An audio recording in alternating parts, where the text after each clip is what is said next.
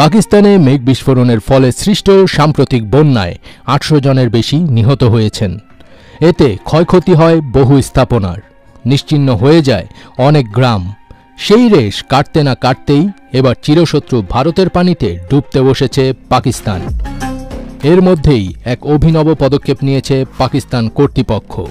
বিস্ফোরণে বাঁধ উড়িয়ে দিয়েছে তারা। পাকিস্তানের পূর্বাঞ্চলেও ভয়াবহ বন্যা পরিস্থিতি তৈরি হয়েছে। ভারত সীমান্ত এলাকায় টানা ভারী বর্ষণের ফলে আন্তঃসীমান্ত ৩টি নদী চেনাব, রাভি ও সুলতেজে পানির অস্বাভাবিক বৃদ্ধি ঘটে। এতে পানির চাপ সহ্য করতে না পেরে বুধবার কর্তৃপক্ষ চেনাব নদীর কাদিরাবাদ বাঁধের একটি তীররক্ষা অংশ নিয়ন্ত্রিত বিস্ফোরণের মাধ্যমে উড়িয়ে দেয়। পাঞ্জাবের প্রাদেশিক দুর্যোগ ব্যবস্থাপনা সংস্থার প্রধান ইরফান আলী বলেন, আমি জনগণকে রাভি নদীর তীর ত্যাগ করার জন্য আহ্বান জানিয়েছি, কারণ ১৯৮৮ সালের বন্যার পর এবার পানির প্রবাহ সবচেয়ে বেশি।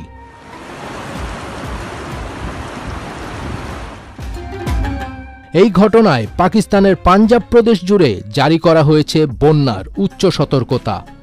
পানির প্রবল স্রোতে বিশ্বের অন্যতম পবিত্র শিখ ধর্মীয় স্থান কারতারপুর সাহিব তলিয়ে গেছে।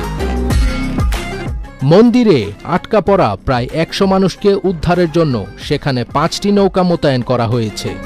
পাকিস্তান কর্তৃপক্ষ বলছে, ভারতের দিক থেকে উজানের বাঁধগুলোর পানি ছেড়ে দেওয়ায় পানি প্রবাহ ব্যাপক বৃদ্ধি পেয়েছে।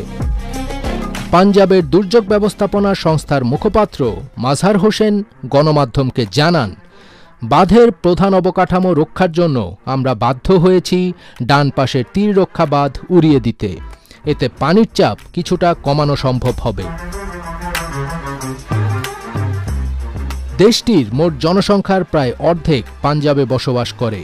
আশঙ্কাজনক পরিস্থিতিতে চেনাব, রাভি ও সুলতেজ নদীর তীরবর্তী এলাকা থেকে লাখো মানুষ ও গবাদি পশু সরিয়ে নিতে সেনাবাহিনী মোতায়েন করেছে পাকিস্তান প্রশাসন।